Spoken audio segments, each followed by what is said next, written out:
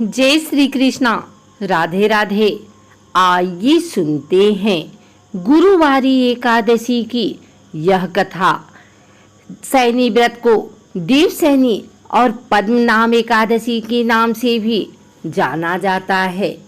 पद्म पुराण में बताया गया है कि जब युधिष्ठिर ने भगवान श्री कृष्ण से पूछा कि आषाढ़ मास की शुक्ल पक्ष की एकादशी का क्या नाम और महत्व है, भगवान श्री कृष्ण ने युधिष्ठिर को बताया कि आषाढ़ महीने में शुक्ल पक्ष की जो एकादशी होती है, उस दिन से 4 महीने तक भगवान विष्णु अपने एक ही रूप में पाताल लोक में राजा बलि को दिए वचन के अनुसार निवास करते हैं और अपने चतुर्भुज रूप में बैकुंठ में शीशनाग की सैया पर शयन करते हैं।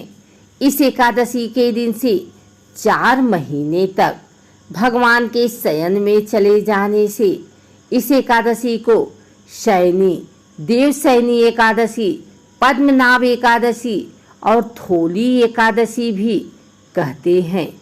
देवशयनी एकादशी के विषय में पद्म पुराण में बताया गया है कि आषाढ़ शुक्ल एकादशी के दिन भगवान विष्णु राजा बलि को दिए वचन को निभाने के लिए हर साल पाताल लोक में वामन रूप में पहुंचते हैं और इसी रूप में पाताल में 4 महीने रहते हैं। दरअसल वामन अवतार के समय जब वामन भगवान बने, विष्णु ने राजा बलि से 4 पग सब कुछ ले लिया। तब राजा बलि ने भगवान से कहा कि प्रभु, सब कुछ मैंने आपको सौंप दिया है, अब मुझ पर कृपा कीजिए। भगवान ने राजा बलि की दानशीलता और भक्ति को देखते हुए वरदान मांगने के लिए कहा। राजा बलि ने कहा कि प्रभु, आप मेरे साथ पाताल लोक में निवास करें। भगवान भक्त की विनती को टाल नहीं पाए। ऐसे में देवी लक्ष्मी परेशान हो गई और राखी के बंधन में राजा बलि को बांधकर उन्होंने भगवान विष्णु को पाताल लोक से मुक्त करवाया। इसी समय भगवान ने राजा बलि को वरदान दिया था कि वह हर साल आषाढ़ शुक्ल एकादशी से कार्तिक शुक्ल एकादशी तक पाताल में रहेंगे। इस समय को चातुर्मास कहते हैं। एक अन्य कथा के अनुसार भगवान विष्णु का शंखचूड़ नामक असुर से वर्षों तक युद्ध चला। इस युद्ध में भगवान काफी थक गए। तब देवताओं ने आषाढ़ शुक्ल एकादशी के दिन भगवान विष्णु की पूजा की और उनसे निवेदन किया कि आप काफी थक गए हैं, अतः आप शयन करें और जब तक आप शयन करें सृष्टि का काम रूप को सौंप दे। देवताओं की विनती पर भगवान देवलोक के 4 प्रहर, जो पृथ्वी के 4 महीने बराबर होता है, शयन करने चले गए। इस घटना के बाद से हर साल आषाढ़ शुक्ल एकादशी को देवशयनी एकादशी का व्रत पूजन किया जाने लगा। देवशयनी एकादशी के प्रभाव और लाभ को लेकर एक कथा राजा मानधाता की है। राजा बहुत ही धर्मात्मा थे, लेकिन एक बार कई वर्षों तक इनके राज्य में बरसात नहीं हुई और सूखा पड़ गया। जनता व्याकुल हो गई और राजा परेशान। ऐसे में इन्हें एक ऋषि ने देवशयनी एकादशी व्रत करने की सलाह दी। राजा ने संपूर्ण प्रजा के साथ देवशयनी एकादशी का व्रत किया, जिससे इनके राज्य में खूब बरसात हुई और फसलें लहलहा उठी। इसके बाद से राजा ने हर साल अपनी प्रजा से इस एकादशी के व्रत करने का आदेश दिया।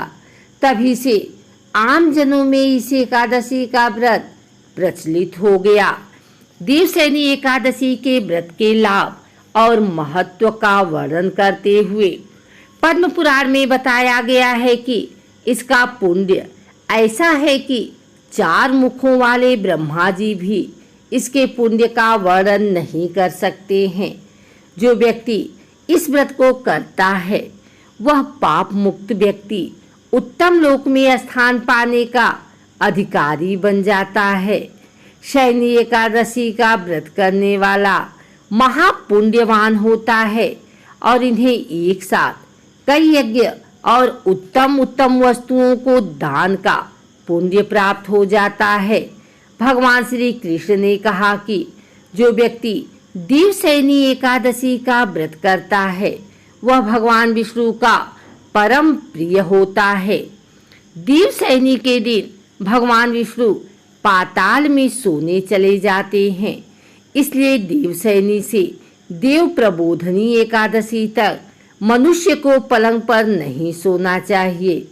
इस समय में जो व्यक्ति भूमि पर शयन करता है और फलास के पत्तों पर भोजन करता है, नियमित दीप दान करता है और ब्रह्मचर्य का पालन करता है, वह पाप मुक्त व्यक्ति वैकुंठ में स्थान पाता है और भगवान की सेवा में रहा कर। यदि आप देवशयनी एकादशी का व्रत रख रहे हैं तो तिथि की शुरुआत को जानने और उसके बाद प्रातः काल उठकर स्नान आदि से निवृत्त हो जाएं। इसके बाद श्री हरि भगवान की मूर्ति या चित्र को लाल या पीला कपड़ा बिछाकर लकड़ी के पाट पर रखें। मूर्ति को स्नान कराएं और यदि चित्र है तो उसे अच्छे से साफ करें। पूजन में देवताओं के सामने धूप दीप अवश्य जलाना चाहिए। देवताओं के लिए जलाए गए दीपक को स्वयं कभी नहीं बुझाना चाहिए। फिर श्री विष्णु जी के मस्तक पर हल्दी कुक्कू गोपी चंदन और चावल लगाएं। फिर उन्हें हार और फूल चढ़ाएं। फिर श्री हरि विष्णु जी की पंचोपचार पूजा या षोडशोपचार पूजा करें। पंचोपचार में गंध पुष्प धूप दीप और नैवेद्य अर्पित करने के बाद आरती की जाती है। पूजन में अनामिका अंगुली छोटी उंगली के पास वाली से गंध चंदन कुमकुम अबीर गुलाल हल्दी मेहंदी लगाना चाहिए। भगवान विष्णु को पीले वस्त्र पीले फूल पीला चंदन चढ़ाएं। उनके हाथों में शंख चक्र गदा और पद्म सुशोभित करें। पूजा करने के बाद प्रसाद या नैवेद्य चढ़ाएं। ध्यान रखें कि नमक मिर्च और तेल का प्रयोग नैवेद्य में नहीं किया जाता है। प्रत्येक पकवान पर तुलसी का एक पत्ता रखा जाता है। अंत में आरती करें। आरती करके नैवेद्य चढ़ाकर पूजा का समापन किया जाता है और वही नैवेद्य प्रसाद के रूप में वितरित किया जाता है। षोडशोपचार पूजा में पूजा सामग्री बढ़ जाती है और फिर विधिवत रूप से पूजा की जाती है और अंत में विष्णु सहस्त्रनाम स्तोत्र का पाठ किया जाता है। भगवान विष्णु को ही कहते हैं, हे जगन्नाथ जी, आपके निद्रित हो जाने पर संपूर्ण विश्व निद्रित हो जाता है और आपके जग जाने पर संपूर्ण विश्व तथा चराचर भी जागृत हो जाते हैं। भगवान विष्णु के यह है मंत्र, ओम नमो नारायणाय, ओम विष्णवे नमः, ओम हूम विष्णवे नमः। उपरोक्त प्रकार से श्री हरि विष्णु जी का पूजन करने के बाद ब्राह्मणों को भोजन कराकर स्वयं फलाहार ग्रहण करें। देवशयनी एकादशी पर रात्रि में भगवान विष्णु का भजन कीर्तन करना चाहिए और स्वयं के सोने से पहले भगवान को शयन कराना चाहिए।